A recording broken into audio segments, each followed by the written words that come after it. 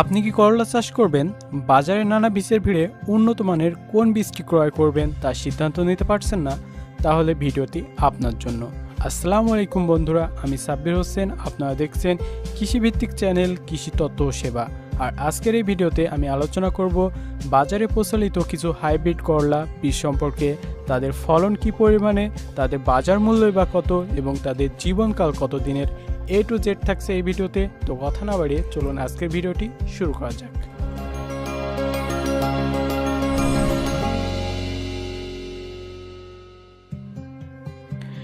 সর্বপ্রথম আসি ইস্পাহানি কোম্পানির হাইব্রিড করলা দীপ্তি।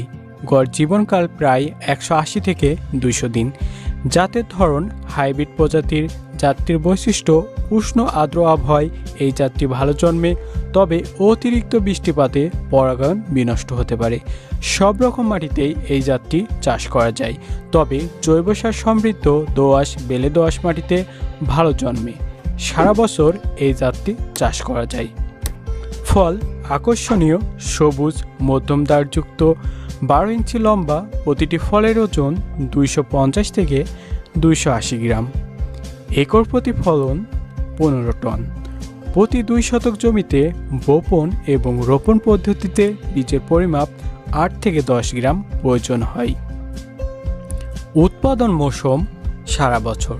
ফল তোলার সময় বীজ বপনের 40 থেকে 45 দিন পরেই ফলটি সংগ্রহ করা যায়। দ্বিতীয় যে জাতটির কথা বলবো এটি হচ্ছে উইনিয়ার বাজারকারী প্রতিষ্ঠান কিষান সিড লিমিটেড।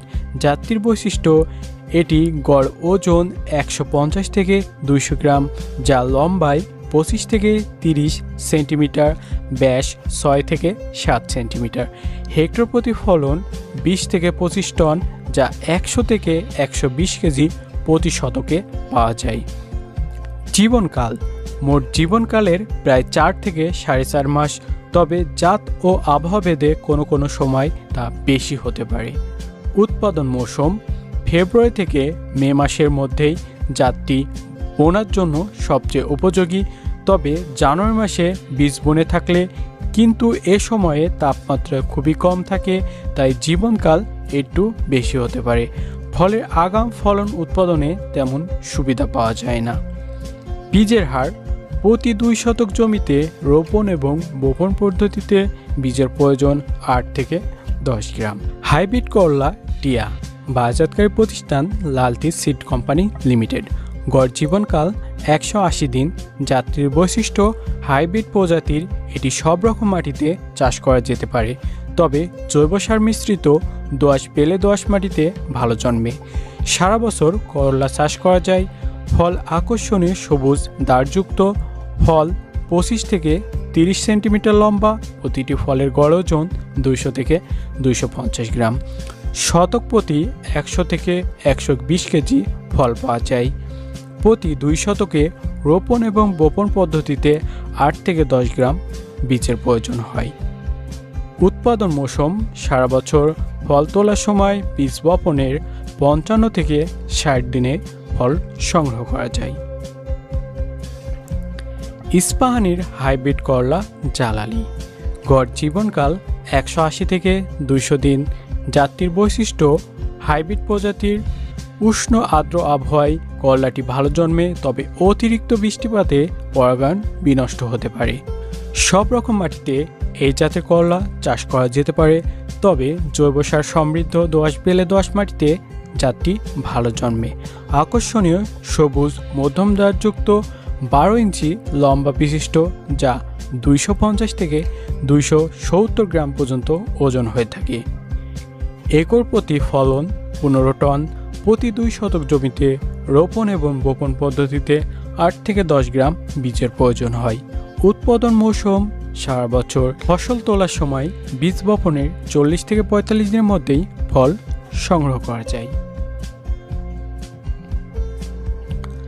হাইব্রিড করলা রাইডার লম্বা আকৃতির এবং বড়। বাজারকারী প্রতিষ্ঠান এয়ার মালিক সিড কোম্পানি লিমিটেড। ফলের রং আকর্ষণীয়, সবুজ রঙের হয়ে থাকে। গড় ওজন 230 থেকে 250 গ্রাম। ফল গাছে 35 থেকে 40টি একটি গাছ প্রতি ফল পাওয়া যায়। জীবনকাল 120 থেকে 150 দিন। প্যাকেট প্রতি 100টি করে বীজ থাকে। বিশেষ বৈশিষ্ট্য আকর্ষণীয়, ভোঁতা কাটা 3 থেকে 4 বার ফল উত্তোলন পরে ফলটি সোজা হয়ে থাকে, বাঁকা হয় না।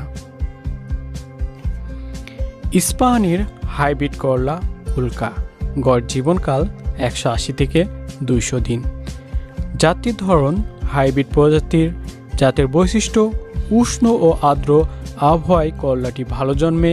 সব রকম মাটিতে এই জাতের করলা চাষ করা যেতে পারে, তবে সারা বছর জাতটি চাষ করা যায়।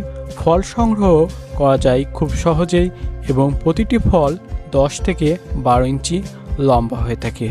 ফলের ওজন 200 থেকে 250 গ্রাম। একর প্রতি ফল 14 টন সংগ্রহ করা যায়। প্রতি 2 শতক জমিতে রোপণ এবং বপন পদ্ধতিতে প্রয়োজন 10 থেকে 12 গ্রাম বীজ। উৎপাদন মৌসুম সারা বছর। ফল তোলার সময় বীজ বপনের 40 থেকে 45 দিনের পরেই প্রথম ফল সংগ্রহ করা যায়। US 1315, যা US 1315 নামে পরিচিত। ছোট আকৃতির ফলটি আর বাজারকারী প্রতিষ্ঠান এয়ার মালিক সিড। ফলের রং গাঢ় সবুজ রঙের। ওজন 60 থেকে 65 গ্রাম। ফলন 170 থেকে 180টি গাছ প্রতি ফল পাওয়া যায়। গড় জীবনকাল 120 থেকে 150 দিন। বিশেষ বৈশিষ্ট্য তীব্র শীত ব্যতীত সারা বছরই চাষ উপযোগ্য।